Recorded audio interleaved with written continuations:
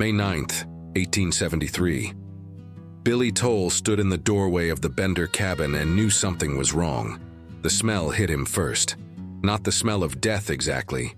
He'd been around enough slaughtered hogs to know that particular sweetness. This was different. Older, deeper.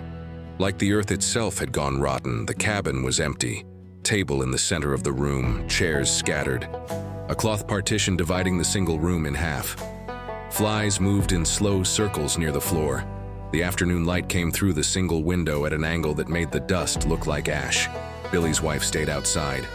She'd seen enough. He walked to the table. His boots stuck slightly to the floor. The wood was stained dark in places, the kind of stain that soap doesn't touch. He knelt down, lifted the corner of a small rug beneath the table. The trapdoor was maybe 3 feet square. Rough lumber, no handle. Just a space where fingernails had worn grooves into the edge from being pried open again and again. Billy pulled it up. The smell exploded from the hole like something alive. He turned away, retching, eyes watering.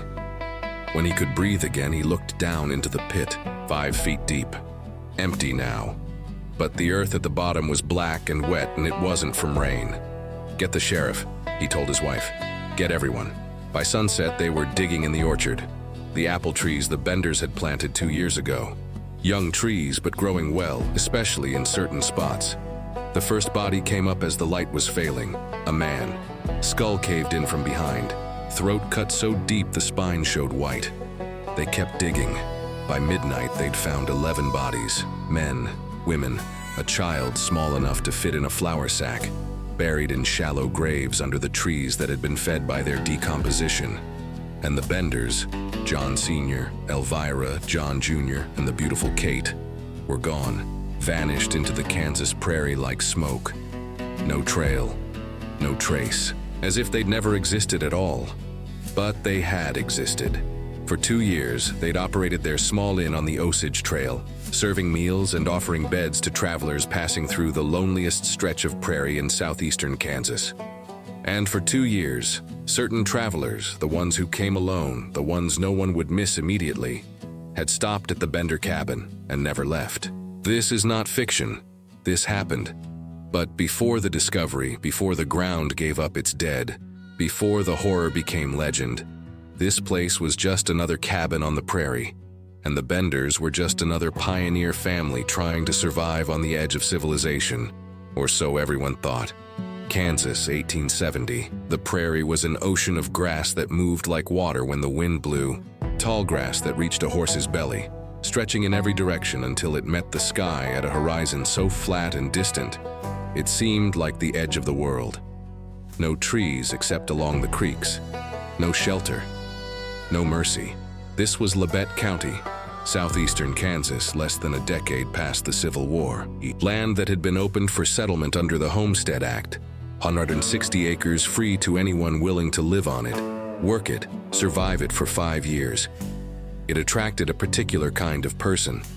The desperate, the ambitious, the ones running from something. The nearest town, Cherryvale, was hardly a town at all in 1870. Maybe 50 people, a general store, a blacksmith, a saloon that doubled as everything else. The county seat, Oswego, was 20 miles north. Fort Scott, the nearest real civilization, was 40 miles northeast. Between these small points of human presence, there was nothing but grass and wind and the enormous indifferent sky. The Osage Trail cut through this emptiness like a scar, a wagon road, barely maintained, that ran from Independence, Kansas, down through the Osage Territory into the Indian Territory to the south. Pioneers used it, cattle drivers, men seeking fortune or running from the law, families headed for Texas or the territories beyond. In the early 1870s, hundreds of people traveled the Osage Trail every month, especially in spring and fall, when the weather allowed it. Between settlements, between any form of law or witness, travelers were alone, completely alone. The prairie swallowed them. For days at a time, a man on that trail might not see another human being. And if something happened, accident, attack, murder, no one would know. The grass would close over them, the wind would erase their tracks. It was a landscape made for disappearance. Into this landscape, in October of 1870, came the Benders. They arrived in a covered wagon pulled by oxen, like 1,000 other families that year. John Bender Sr. and his wife Elvira, their son John Jr., their daughter Kate. Germans, people said, though their English varied. Kate spoke perfectly, the others barely at all. They claimed a quarter section about a mile from the trail. Good land, relatively flat, with a creek running through the southwest corner. They filed their homestead claim in Oswego, 160 acres that would be theirs if they proved up by living on it and making improvements. The cabin they built was small.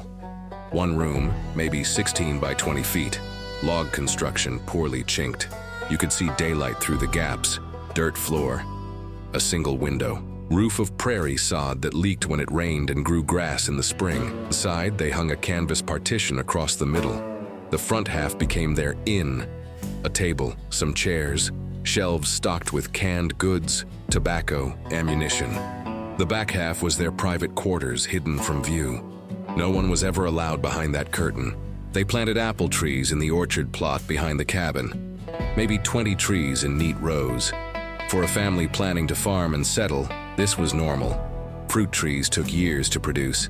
You planted them if you intended to stay. The sign they erected beside the trail was simple: groceries, and underneath smaller meals and lodging available. In a region where the nearest store was hours away, where travelers needed places to rest and resupply, a small inn was a reasonable business. Common even. The Benders were not the only family along the trail offering such services, but they were the only ones who had become famous for it. Kate Bender made sure of that. She was 25, maybe younger, accounts vary. Dark hair, blue eyes, a face that men remembered. She spoke English fluently with only a slight German accent. She could read and write. In a place where most women were worn down by 30 from childbearing and hard labor, Kate had a vitality that stood out. She was also, she claimed, a medium. Spiritualism was sweeping America in the 1870s. Seances, table rappings, communications with the dead. In the grief-soaked aftermath of the Civil War, thousands of people desperate to contact lost loved ones turned to mediums for comfort. Most were frauds. Some were true believers. Kate Bender was something else entirely. She began advertising in newspapers across southeastern Kansas and into Missouri. The advertisements were specific, confident. Professor Miss Kate Bender can heal all sorts of diseases, can cure blindness, fits, deafness and all such diseases, also deaf and dumbness, all chronic diseases. Residence 14 miles east of Independence, on the road from Independence to Osage Mission 1 and 1/2 miles southeast of Moorhead Station, June 18, 1872. Professor, she gave herself a title, authority, legitimacy. She held seances in the cabin, small gatherings, local farmers, their wives, curious travelers. She claimed to channel spirits, to heal through laying on of hands, to see the future in dreams and visions. Whether anyone was actually healed is lost to history. But people talked about her. Kate Bender became a minor celebrity in Labette County. The beautiful medium with the piercing eyes, strange, yes, unsettling perhaps, but fascinating. She drew people to the cabin, and the cabin was where the dying happened. The Bender family settled into a rhythm. John Sr., everyone called him Pa, worked occasionally as a blacksmith. He was a large man, 60s maybe, with a face like weathered stone. He rarely spoke, even in German. When he did speak, his voice was low and hard. Neighbors who met him described the same thing. Something wrong in his eyes, a blankness, an absence of what should be human. Elvira, Ma, was equally cold. 50s, heavy-set with a face perpetually set in a scowl. She cooked for the guests, managed the small store, rarely smiled. Some accounts suggest she was not actually married to Pa, that she and Kate were not mother and daughter at all, but rather that Pa and John Jr. each had a wife in some unconventional arrangement. The Benders never clarified their relationships, and no one pressed them on it. John Jr. was short, maybe 5'5", stocky and strong. He had a simple, almost childlike face. Neighbors suspected he was slow, what they called simple-minded back then. He followed orders, did the heavy work, rarely spoke. just watched with those empty Bender eyes. Together, they were a family that made people uneasy. But unease was not uncommon on the frontier. Eccentricity was tolerated. People kept to themselves. As long as you didn't cause trouble, you were left alone. And on the surface, the Benders caused no trouble at all. Travelers stopped at their cabin regularly. The table could seat 4 or 5. Ma cooked simple meals: beans, cornbread, bacon, coffee. The groceries were overpriced but available. In winter, a bed in front of the fire was better than sleeping in a wagon in freezing wind. Most guests left without incident. Families traveling together, groups of men, anyone with companions or anyone expected somewhere specific. These travelers were served, sometimes even treated warmly by Kate, and sent on their way. But the solitary travelers, the ones with money, the ones on their way to somewhere distant, the ones whose absence wouldn't be noticed for weeks, those travelers sometimes never left at all. It started slowly. Whispers, conversations in Cherryvale, in Parsons, in Independence. Didn't William so-and-so come through here in March? Haven't seen him. Thought he was headed to Fort Scott. Strange. The prairie was dangerous. Everyone knew that. Bandits operated along the trails, horse thieves, violent men taking advantage of lawlessness. And there were still occasional Indian raids, though the tribes had been mostly pushed south by the early 1870s.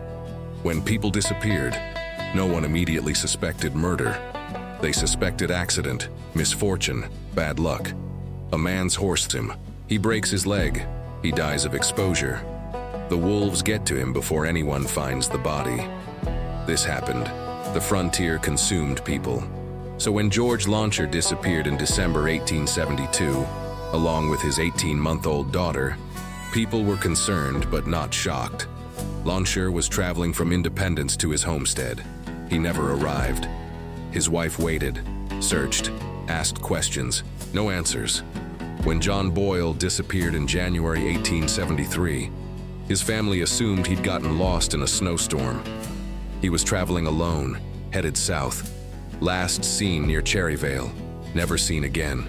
William Mackenzie, Ben Brown, others whose names have been lost. Men who entered the long grass and never emerged.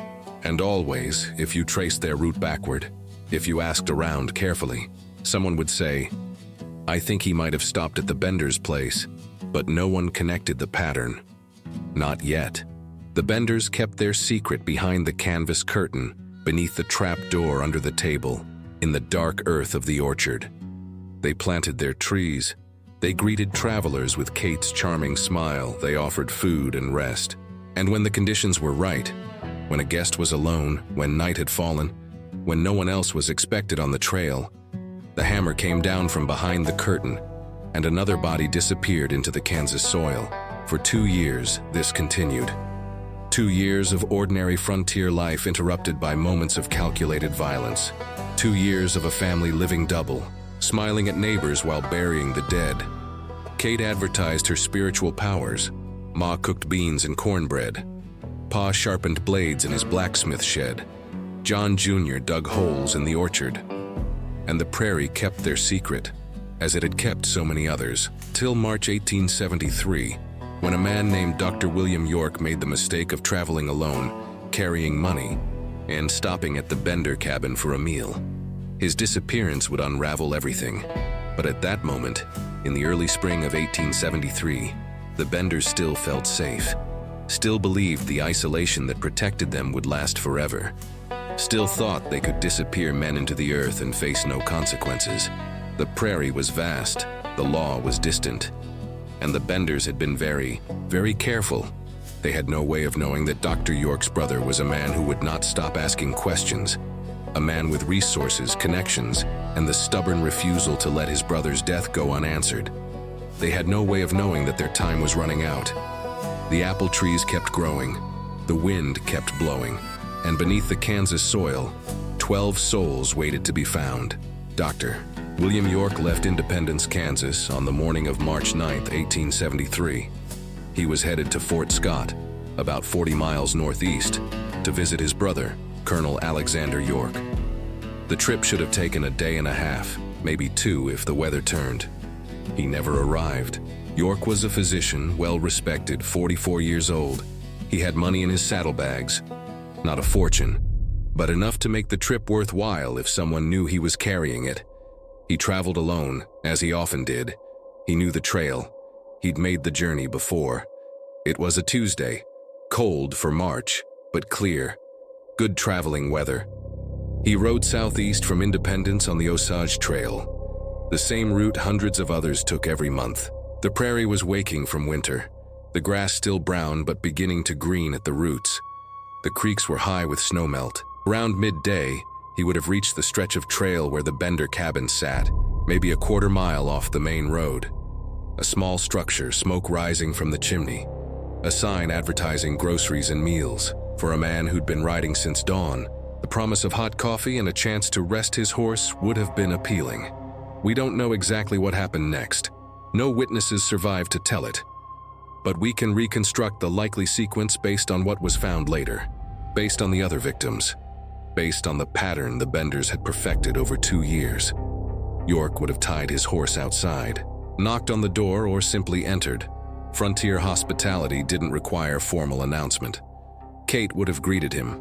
Beautiful, charming Kate with her blue eyes and practiced smile. "Good afternoon. Traveling far?" "Fort Scott, visiting my brother."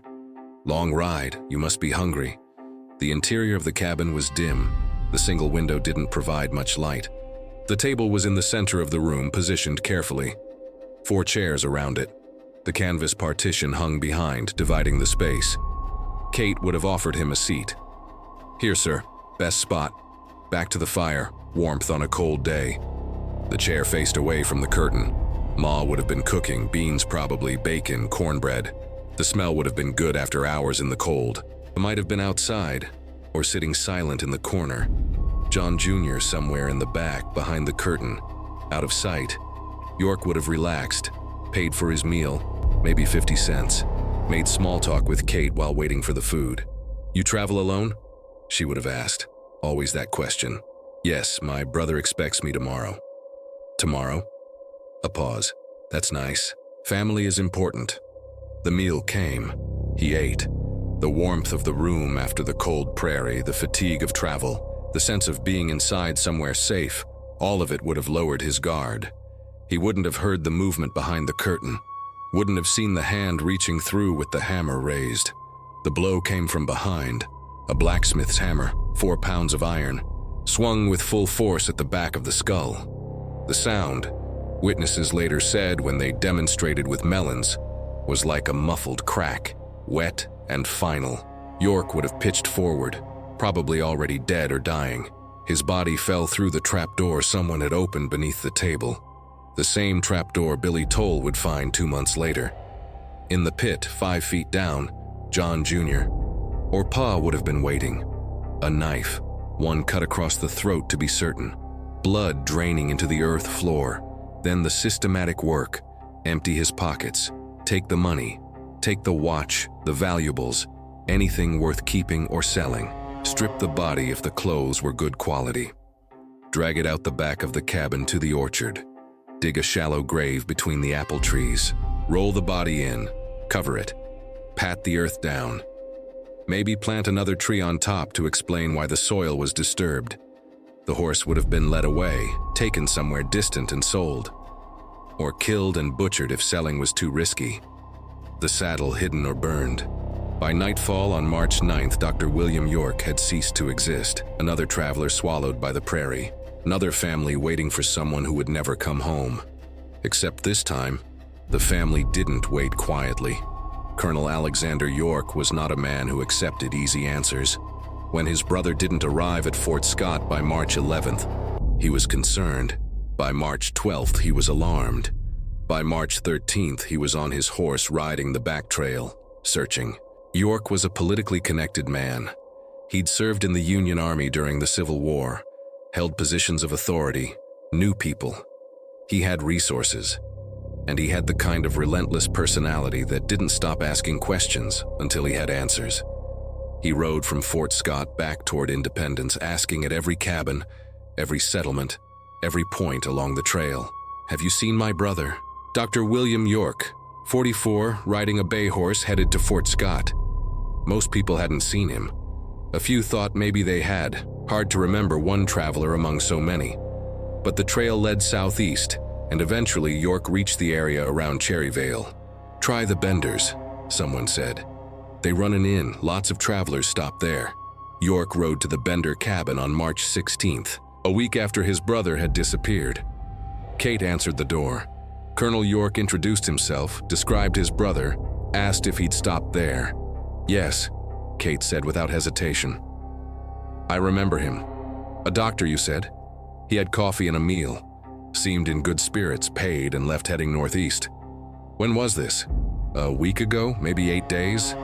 I'm sorry. We see many travelers." Time blurs. York looked past her into the cabin. The table, the curtain.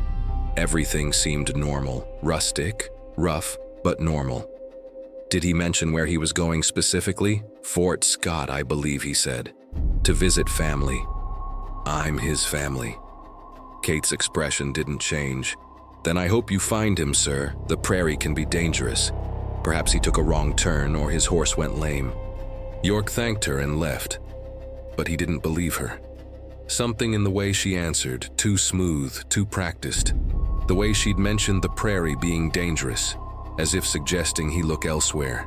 He rode back to Cherryvale and started asking different questions. "Have others gone missing on this stretch of trail?" The answer was yes. George Launcher and his baby daughter disappeared December 1872. Last seen heading south from Independence. His wife had been searching for months. John Boyle disappeared January 1873, traveling alone, never reached his destination. William Mackenzie disappeared fall 1872. Body never found. Others. Names people remembered in pieces. I think there was a fellow in November. Didn't someone's cousin go missing around here? The prairie had been swallowing people for 2 years. No one had connected it. But now, with York asking questions, making lists, talking to families of the missing, a pattern began to emerge. And every trail, when traced backward carefully, passed near the Bender property. York organized a township meeting. March 28, 1873, in the schoolhouse at Harmony Grove. He sent word throughout Labette County. "If you're missing someone who traveled the Osage Trail, come share information." 75 people showed up. Families of the missing, neighbors, curious townspeople, and to everyone's surprise, the Benders themselves. All 4 of them, Pa in his worn coat, face like granite, Ma beside him suspicious and hostile, John Jr. standing slightly behind them, simple face blank, and Kate dressed nicely, composed, almost cheerful. They sat in the audience like any other concerned citizens. York stood at the front and laid out what he'd learned. Multiple disappearances, all solo travelers, all carrying money, all on the same stretch of trail. He didn't accuse anyone directly, but he didn't have to. People began whispering, glancing at the Benders. Kate stood up. "This is terrible," she said, her voice carrying across the room. "These disappearances, we've been worried too. Haven't we, Pa?" Pa grunted. "We should organize search parties," Kate continued. "Check the ravines, the creek beds. Perhaps some of these poor souls had accidents. We'd be to help." It was a masterful performance, bold, audacious. By appearing at the meeting, by offering to help, they positioned themselves as concerned neighbors rather than suspects. But York watched them, and he noticed things. The way Kate asked very specific questions about what York knew, what evidence existed. The way Pa and Ma exchanged glances when someone mentioned finding bodies. The way John Jr. stared at nothing, as if he'd already detached from the conversation. "I think," York said carefully, "that we should search properties as well, with the owner's permission, of course, to rule out any misunderstandings." The room went quiet.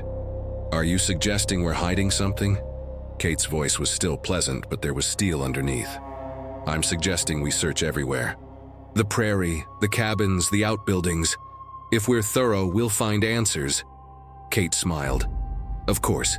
You're welcome to search our property anytime, Colonel. We have nothing to hide." But she was lying. And somewhere deep in that cabin full of people who'd lost loved ones, In that moment of confrontation, Kate Bender knew the walls were closing in. The meeting ended with plans for organized searches. Starting in April, properties would be inspected, trails examined, a systematic sweep of the entire region. The Benders rode home in their wagon, silence most of the way. Then, when they were far enough from town that no one could hear, "We leave," Pa said in German. "Soon." "How soon?" Kate asked.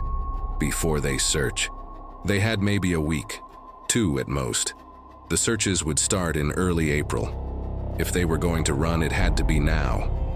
But running raised questions. Families didn't just abandon their homestead without explanation, not if they were innocent. Leaving would be an admission of guilt. It would confirm every suspicion. On the other hand, staying meant eventual discovery. The bodies in the orchard were shallow. A thorough search would find them, and when that happened, there would be no trial, no lawyers, just a rope and a tree. They chose disappearance over capture. The first week of April, they began preparations, subtle at first. Pa sold a few head of cattle to a neighbor, thinning the herd for spring. Kate canceled her scheduled seance. Family matter. Very sorry. They packed carefully. Not too much. Nothing that would suggest flight. Just enough for a long journey. Money, documents, a few valuables small enough to hide. They had to time it perfectly. Leave too early, and suspicion would fall immediately. Leave too late, and they'd be caught. They needed the searches to begin just after they were gone. Close enough that people would be focused on the investigation, distracted, not organized enough to give immediate chase. The night of May 5, 1873, the Benders had their last supper in the cabin. The meal was simple. Ma cooked beans, same as she'd cooked for 100 travelers. They ate at the table where so many had died, the trapdoor beneath them. The orchard behind them holding 12 bodies, maybe more, the exact count lost to history. Did they feel remorse? Fear? Excitement? We'll never know. The Benders left no diary, no confession, no explanation for why a family would kill together systematically for 2 years. After dinner, they prepared the wagon, covered, drawn by their strongest horses. Food and water for a long journey. Blankets, tools. Money sewn into hems and hidden in false bottoms. They looked at the cabin one last time. 2 years of their lives. 2 years of murder disguised as hospitality. Kate walked to the orchard, stood among the apple trees they'd planted. Trees that had grown well, fed by the blood and bone beneath them. She might have said something. A prayer. A goodbye to the dead? Or maybe just satisfaction at having gotten away with it for so long? We don't know. But we know that sometime before dawn on May 6th, the Benders hitched their horses and drove away. They left everything. The cabin, the furniture, the groceries on the shelves, the livestock in the pen unfed. They left no note, no forwarding address, no explanation. They simply vanished into the prairie darkness, heading east toward the rising sun. Behind them, the cabin stood silent. The wind blew through the gaps in the logs.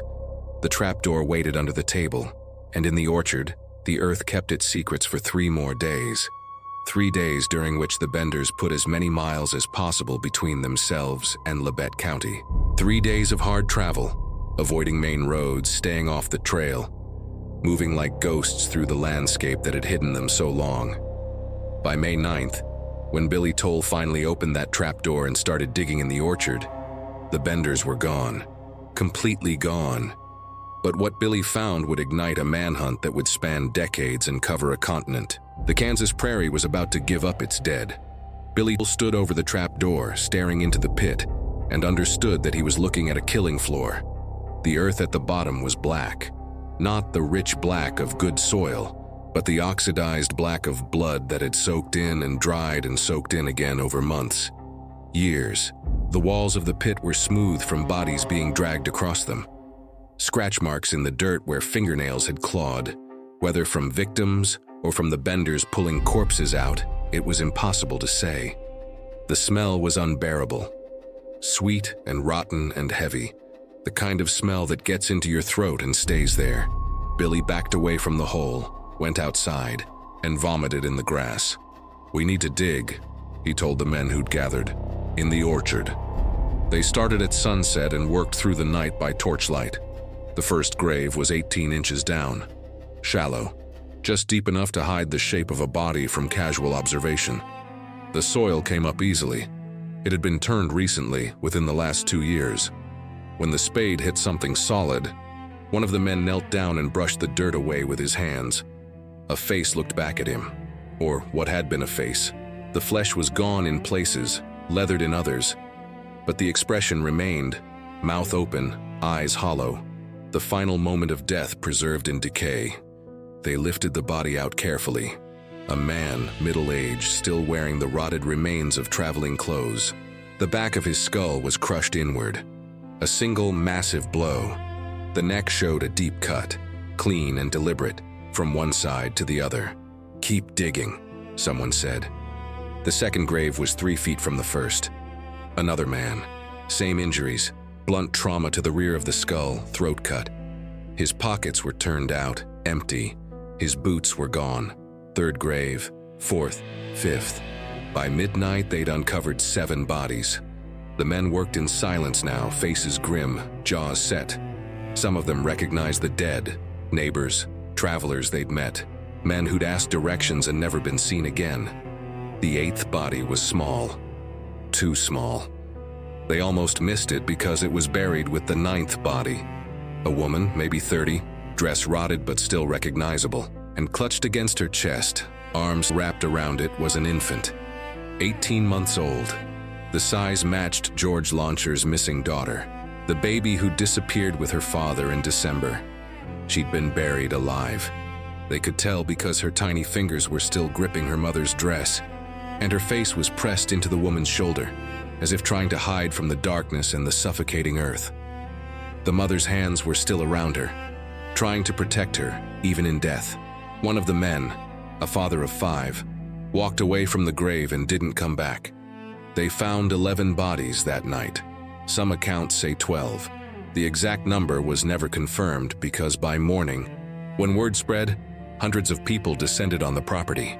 Curiosity seekers, families of the missing, reporters. The scene became chaos. Somewhere in that chaos, bodies may have been moved, misidentified, lost. The official count settled at 11. 8 men, 2 women, 1 infant child. But witnesses swore there were more. Unmarked, disturbed earth in other parts of the orchard. Depressions that looked like graves but were never excavated because the crowd had trampled everything. The bodies were laid out on the grass. People walked past them, looking for loved ones. A woman identified her husband by the shirt he'd been wearing. A man recognized his brother by a scar on the forearm. George Launcher's wife identified the infant by a small birthmark on the ankle. Dr. William York was there, skull fractured, throat cut like the others. The man whose disappearance had started the investigation. His brother, Colonel York, stood over the body in silence. Then he turned to the sheriff. "Find them," he said. "I don't care how long it takes, find them." The cabin was searched top to bottom. Behind the canvas curtain, they found the Benders' living space. 2 crude beds, a chest of drawers, and tools that made the men's blood run cold. Hammers, several of them. Heavy, iron blacksmith hammers with dark stains on the heads. The stains tested as blood. Knives, long-bladed, sharp enough to cut through muscle and tendon without effort. Also stained. A leather apron, the kind a butcher would wear, soaked in blood. And beneath one of the beds, a trap, a concealed space containing money, jewelry, watches, personal effects. Items taken from the dead. Trophies, or just theft. Perhaps both. The cabin itself told the story. The table positioned precisely over the trapdoor. The chair placed with its back to the curtain. The whole room arranged like a stage for murder. How many times had they done this? How many victims had sat in that chair, eating Ma Bender's beans, chatting with charming Kate, unaware that death waited inches behind them? 2 years. Perhaps 50 travelers had stopped at the Bender cabin during those 2 years. Most left safely, families, groups, anyone who wouldn't be an easy target. But the solitary ones, the ones with money, the ones no one would miss immediately, at least 11 of them never left at all. And the Benders had simply continued. Day after day, planting their trees, selling groceries, Kate holding her seances, living with murder as casually as other families lived with farming. The people of Labette County reacted with rage that bordered on hysteria. "Hang them!" became the cry. "Lynch them! Burn them!" If the Benders had been caught in those first hours, there would have been no trial. Just 4 ropes and 4 trees. The mob wanted blood. But the Benders were gone. Posses formed immediately. 50 men, 100 men, riding in all directions. The trail was easy to follow at first. The covered wagon had left clear tracks heading east from the property. The tracks led to the town of Thayer, Kansas, about 12 miles away. In Thayer, witnesses remembered the Benders. They'd arrived on May 6th or 7th, sold their horses and wagon to a local trader, and bought train tickets. But here the accounts diverged. Some said they bought tickets to Humboldt. Others said Chanute. Still others claimed they'd split up. Kate and John Jr. going one direction, Pa and Ma another. The posses followed every lead. Trains were stopped and searched. Stations monitored. Telegraph wires hummed with descriptions. 4 Germans, man, woman, younger man and woman. Dangerous. Murderers. Shoot on sight. But the trail went cold. At Humboldt, no one remembered them. At Chanute, maybe someone had seen them but couldn't be sure. The Benders had done what they did best. They disappeared. Rewards were offered. $500, then $1, $1,000, then more. The governor of Kansas got involved. Federal marshals, Pinkerton detectives. Everyone wanted to be the one who caught the bloody Benders. Sightings poured in from everywhere. The Benders were seen in Texas, in New Mexico, in Michigan, in New York City. Every state had reports of suspicious German families who might be them. Every lead was chased, every report investigated. All of them led nowhere. Months became years. The investigation continued, but hope faded. Theories multiplied. Some believed the Benders had been killed by vigilantes who caught them and executed them quietly, burying the bodies in unmarked graves and never admitting it to preserve their own legal safety. This theory gained credibility when several men in Labette County made deathbed confessions claiming to have been part of such a group. But no bodies were ever produced. Others thought the family had split up, changed their names, and integrated into German immigrant communities where no one would question their origins. In the 1870s, records were poor. A family could reinvent itself easily. The most romantic theory held that Kate had fled to Texas, become a prostitute or dance hall girl under a new identity, and lived out her days in anonymity. Some claimed to have met her. None could prove it. In 1889, 16 years after the murders, 2 women were arrested in Michigan and accused of being Kate and Ma Bender. The evidence seemed strong.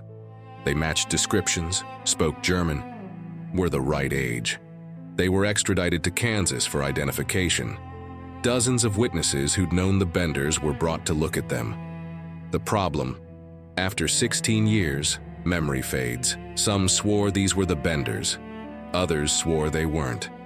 The women themselves denied everything, claimed mistaken identity, and eventually, for lack of conclusive proof, they were released. Were they the Benders? Historians still debate. Probably not. But the uncertainty haunted Kansas for decades. The Bender property was abandoned. Souvenir hunters descended, tearing the cabin apart board by board, taking pieces as macabre keepsakes. The orchard was destroyed. People dug up the apple trees looking for more bodies or buried treasure. Within a year, nothing remained but a depression in the ground where the cabin had stood and disturbed earth, where the orchard had been. The land was cursed, people said. No one would live there.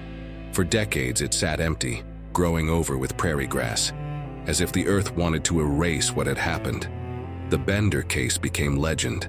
Books were written, plays performed. The bloody Benders entered American folklore as symbols of something dark at the heart of the frontier myth. The West wasn't just cowboys and opportunity. It was also isolation and violence and families who killed for profit in places where law was a distant concept. For the families of the victims, there was no closure. The bodies were buried properly, services held. But justice, the thing everyone wanted, never came. The Benders were never caught, never tried, never punished. They simply vanished into the American landscape they'd exploited so brutally.